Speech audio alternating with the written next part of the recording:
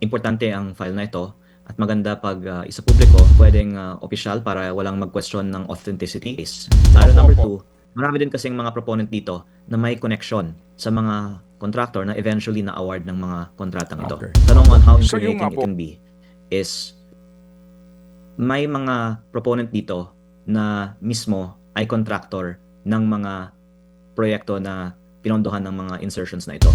Mga politiko nga ang mga proponent dito at ang mangyayari lang kung lumabas ito, T25 DPWH budget, there is 721 billion in the net. Of that, there is 401 billion that is allocable to the district congressman and 320 billion that is outside of the allocable.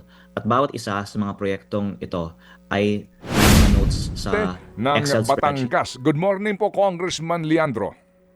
Magandang umaga po, sir. Opo, kasama ko po si Chacha. Go, Cha. Good morning po, Congressman. Kayo nga po yung nagsalita at nag-post din sa inyong Facebook account na meron po kayong mga dokumento na galing mismo dito sa yumaong si DPWH Undersecretary Maria Catalina Cabral. Sir, para lang din po mas malinaw, ito po ba mga dokumento na ito, soft copy or hard copy po ba itong mga ito? Soft copy po. At ito po ay actually na-discuss natin last time I was on your show tungkol sa mga budget insertions ng mga kumpanya na may connection si Congressman Edwin Garjola. At ang files na ito ay ibinigay sa akin ni Yusek Cabral noong September 4 with the approval of Secretary Vince Dizon. Oo, parang ang nangyari po ba dito ay sa inyo daw po ipinapabigay, iniutos si Sec Vince Dizon na sa inyo ibinigay dahil ano daw pong dahilan? Magandang tanong po. Ako po ay nagsusulat sa DPWH nung June pa para sa mga files ng mga congressional budget allocations. At nag-meet po ako sa office ni Yusek Cabral nung June 11. Tapos August 11 nag-follow up ako. Tapos nung may change of leadership sa DPWH, naisip ko baka pag mawala si Yusek Cabral, mawawala din ang kanyang files. Kaya nag-set ako ng meeting through Director Alex Bote, September 4. At nung nandun ako, tinawagan ni Yusek Cabral si Sec Vince kung okay na i-release ang mga files na ito.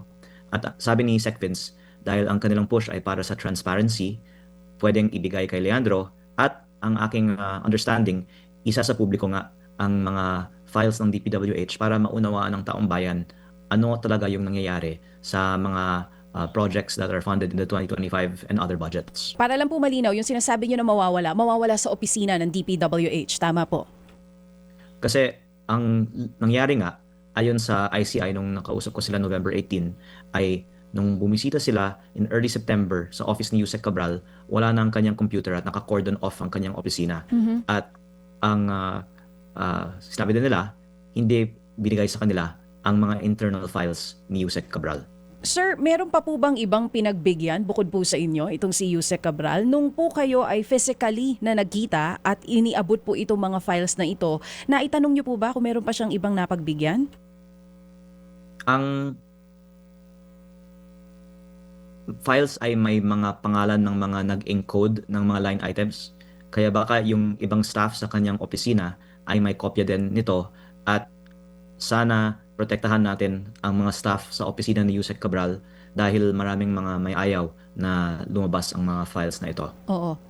Iyan po ay direktang sinabi po ba sa inyo ni Yusek Cabral o ito po ay assumption nyo? I'm saying based on the file, may mga pangalan ng kanyang mga staff. At actually, nakuha ko po ito as soft copy from her staff.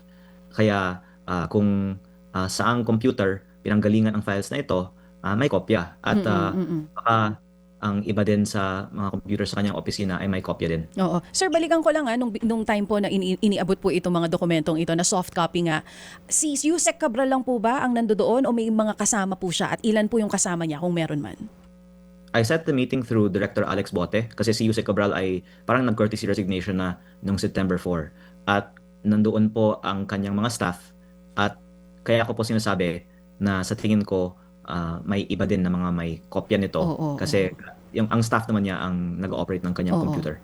Sir, how many staff yung kasama po ni Yusek Cabral that time and what was the exact date again, sir? At pwede po ba naming malaman kung saan kayo eksaktong nagkita at anong oras po ito? Opo. Yung file na nakuha ko ay may timestamp parang 6:04 PM September 4 at baka mga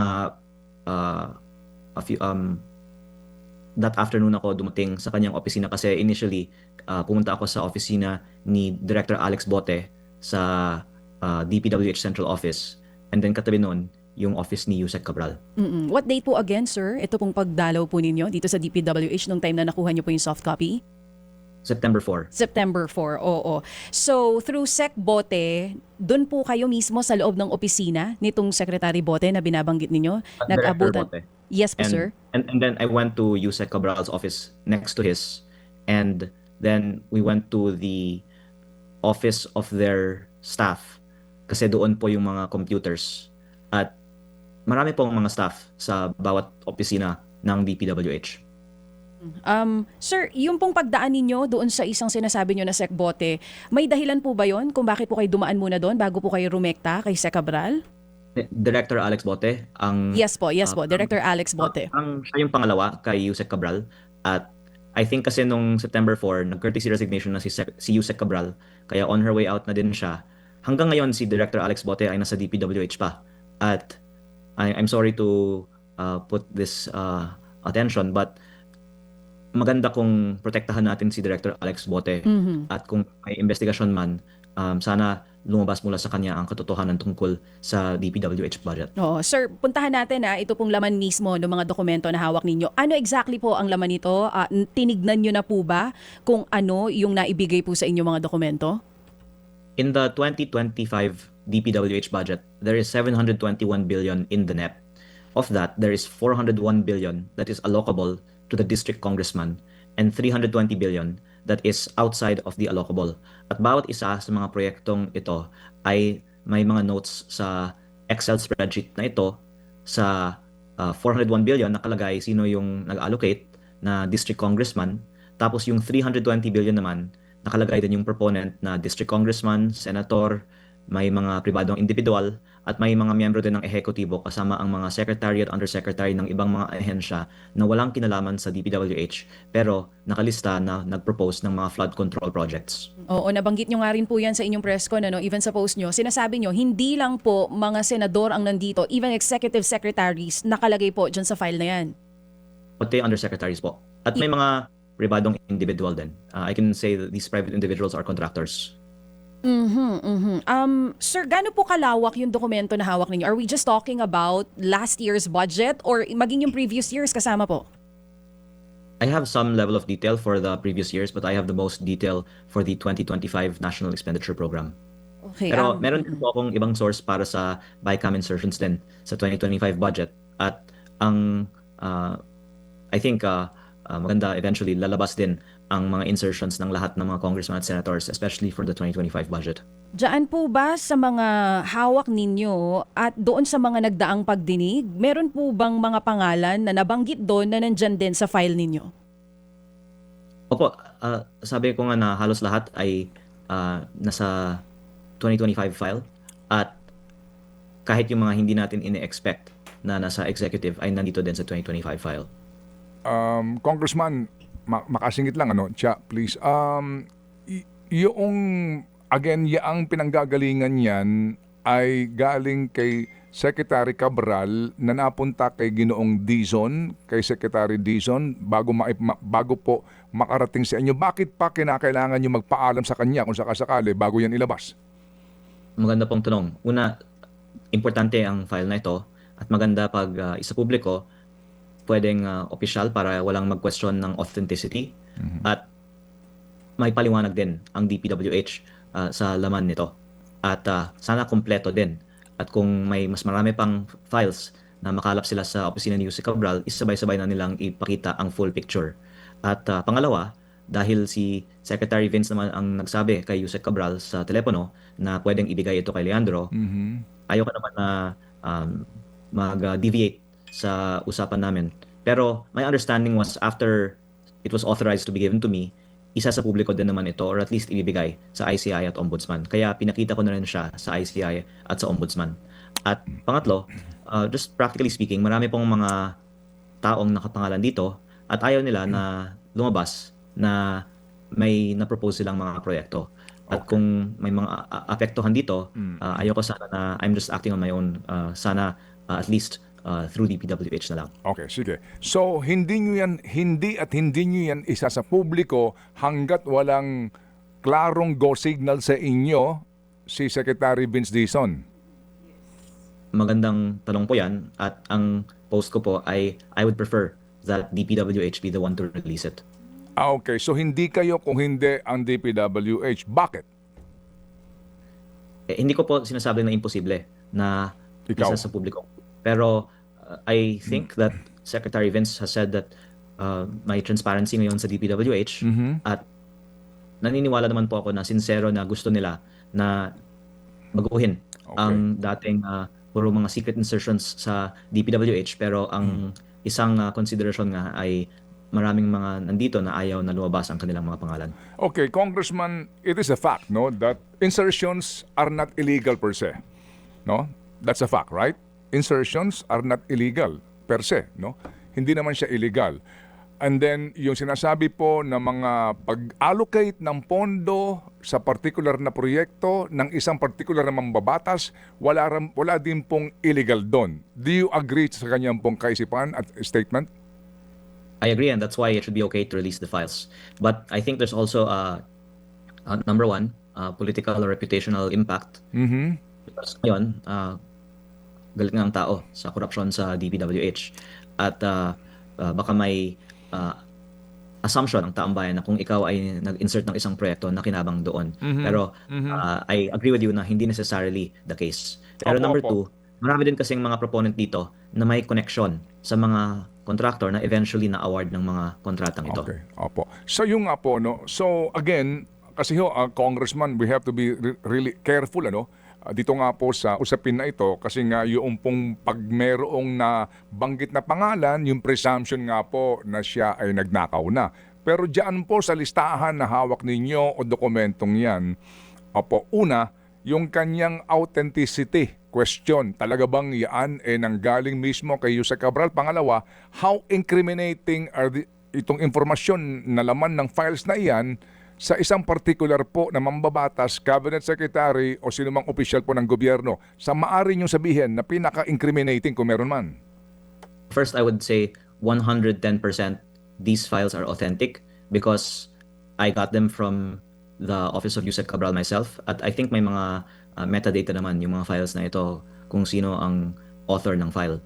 Ang tanong on how incriminating it can be is may mga proponent dito na mismo ay contractor ng mga proyekto na pinondohan ng mga insertions na ito. Kaya kung ma-prove na yung contractor mismo ang nagpalagay ng mga projects sa budget, I think that would be incriminating. But generally, mga politiko nga ang mga proponent dito at mangyayari lang kung lumabas ito ay it would be a lead for further investigation.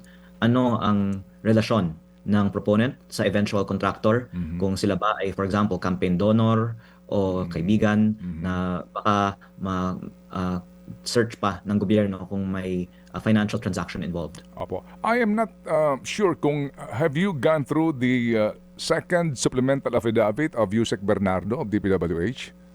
No po. Okay. Sir, ano ba format niyan? Sorry po sa paghingi po ng ilang detalye. Kasi ito po, babasahin ko lang po yung portion, I hope you don't mind, Congressman, doon po sa under item number 131, Undersecretary Maria Catalina Cathy E. Cabral.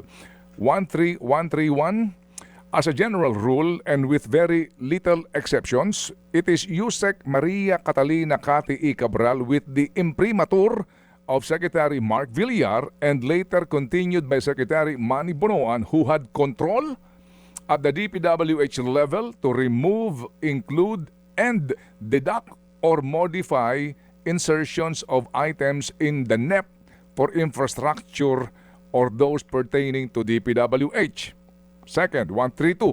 Yusek Cabral would tell me that she would communicate and meet legislators to inform them of the amount of their allocations and ask them for titles of projects that they want to include in the DPWH budget. Next, in a matrix of process flow that I have prepared, which I am attaching here to as Annex N, Yusek Cabral has total influence and authority in preparing and finalizing the NEP for infrastructure. Okay, dyan muna ako. So meron siyang ginawa dito na attachment nga po, no? At nakalagay po dito nga yung sinasabi po na net preparation, etc. at saka yung intervention ng mga mambabatas. So, ito ho ba kanyang statement ay ni Bernardo ay napapatotohanan ng hawak niyong dokumento? Totoo po na si Yusek Cabral ang gumagawa ng budget. Ang question lang ay sino nagbibigay sa kanya ng mga instruction. At sinabi po ni Yusek Bernardo, si Secretary Manny Bonoan ay isa dyan. At nandito po sa listahan, meron column on handwritten notes. Napaka-comprehensive talaga ng files ni Yusek Cabral. Pati yung mga handwritten notes, ginagawa niyang soft copy. At nakalagay dito sa mga handwritten notes, puro mga SMB for evaluation, SMB recommended. At I guess we can surmise that SMB is Secretary Manny Bonoan. Mga mang-inasal paborito ko, nandito! Kaya, solve na solve! Okay. So, yan ho palang hawak yung files ay pati ho yung mga notations, ano po, handwritten by Yusek Cabral ay nandidiyan, kumbaga. It doesn't say who handwrote them, but basta kung ano yung Okay. handwritten note, nakalagay dito na digitize. Kaya pati may mga dialogue din dito parang SMB colon, tapos may comment siya. Okay, opo. Sige po. Sige. Ika ninyo, ito inyong naibigay sa ICI at sa Ombudsman. Ano ang kanila pong sinabi sa inyo after receipt and perhaps after their study? Sabi nila, useful ito sa kanilang investigasyon kasi meron nga silang listahan ng mga ghost projects na I think 421 na may halagang 30 billion na hindi nila maitukoy sino yung mga proponent dahil wala pa silang nakitang listahan katulad nito before I showed it to them. At makakatulong talaga na malaman sino ang nagpapondo sa mga ghost projects para hindi lang yung contractor, pati yung proponent yung pwedeng maimbestigahan. Okay. Nandiyan ba yung mga pangalan ni former Speaker Martin Romualdez, Congressman Sandro Marcos, or even the Executive Secretary, former Executive Secretary Lucas Bersamin? Ayoko pong mag-single out ng mga tao kasi ang assumption na lang ng taong bayan I think is fair na halos lahat naman ng tao sa gobyerno ay nagpapalagay ng mga projects sa national budget. Okay, sige po. We respect that. Ano po? Ito lang ho kasi may mga nagtatanong po dito na ilang pong kababayan natin. Okay, sige. Pero Opo. sir, pwede ba akong magbigay ng isang pangalan? Well, go ahead. Maliban sa yung nabanggit ko last time on your show about Congressman Edwin Garjola na may over 20 billion projects dito, over the weekend kasi may isa akong kasamahan sa Kongreso na nagsabi, bakit hindi lang ni Leandro sa publiko ang listahan? Ang sagot dyan na banggit ko na kanina, pero yung isa is ayoko naman na magalit sa akin yung buong Kongreso. Pero dahil siya ay nanawagan na isa publiko ko, pwede kong banggitin ang insertions niya. Ito po ay si Bicol Saro Party List Representative Terry Redon. Si Bicol Saro Party List po ay may 150 million pesos road project insertion sa Pamplona at Pasacao, Camarines Sur. Ito pong dalawang line items, 75 million pesos each, were awarded to the same company, Bicol Gold Rock, at a winning price of 73.5 million pesos, which is 2% below the approved budget.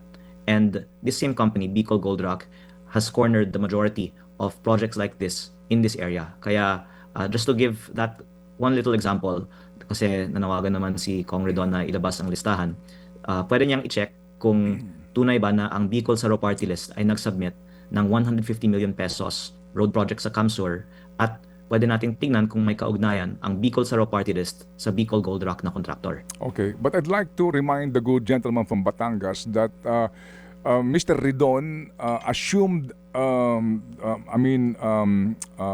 run for Bicol Saro Party List only this 2025 elections as the first nominee, ha?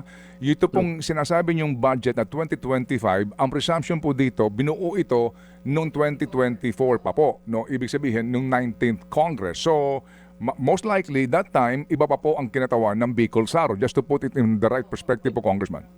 Yes sir, at yung mga insertions naman ng party list ay hindi ng congressman necessarily, pero ng party list. Kaya Okay. ako po, I agree with you, binibigyan din ng perspective. Ito ang insertion ng party list. At Opo. para sa kaalaman ng inyong listeners, bawat party list sa Kongreso ay may 150 million pesos a year Opo. alokasyon sa DPWH budget. At Okay. sinasabi ko lang na ayon sa records, dito sa road projects ng Camsur, ang 2025 insertion ng Bicol Saro Party List na parehong na-award sa isang contractor. At yan ang example ng buong listahan na pwede natin ma-connect the dots ng mga proponents sa mga contractors. Yes, sir. O kaninyo, no? Ako Bicol, I'm sorry. Bicol Saro. Bicol Saro Party List ang siyang nag-insert nung budget at ang nakakuha umano ng proyekto ay isang construction company na sabi ni Congressman, i-check daw po yung pong koneksyon ng partido, party list na ito sa construction company. That is the connection ho ng mga dots na binabanggit ni Congressman para ho mas klaro po tayo. Okay, Cha, please. Congressman, Okay. tama po ba yung narinig ko? Lahat ng party list may 150 million insertion? Tama po ba yun? Yan yung basic allocation po. Pero syempre may extra on top of that. At doon sa BICAM, isiniwalat din ni Congressman Toby Chanco na may mga iilang party list na bilyon-bilyon ang alokasyon. Okay. Congressman, meron pa po bang ibang mga pangalan dyan na nagulat kayo, nakasama po sila doon? Syempre yung mga pribadong individual kasi lalong walang dahilan na may mga contractor na proponent dito. At yung mga secretary at undersecretary na wala namang kaugnayan sa DPWH. Okay. Oo. Sige. Last na lang po sa akin. Congressman, kailan po yung tamang panahon sa pagsisiwalat po ng buong laman nitong hawak po ninyong files? Abot po ba yan this year or depende po talaga sa magiging sagot ni Sec Vince or you will decide by your own na kung kailan itong tamang panahon na ito? Well, I will await Secretary Vince's response because I'm sure he will respond in some way. And I'm sure it will be very wise because we have to, I guess, weigh if we want to affect so many officials by releasing their insertions. And I think that this is something that will have a lot of bearing on a lot of people, especially in light of the tragedy of last Thursday with Yusek Cabral. Ayoko din na ako po mismo ay makaka-apekto emotionally sa maraming tao. Okay, sige po. So we'll leave it at that muna, Congressman. Thank you ho sa inyo pong pagbibigay po ng panahon sa aming programa.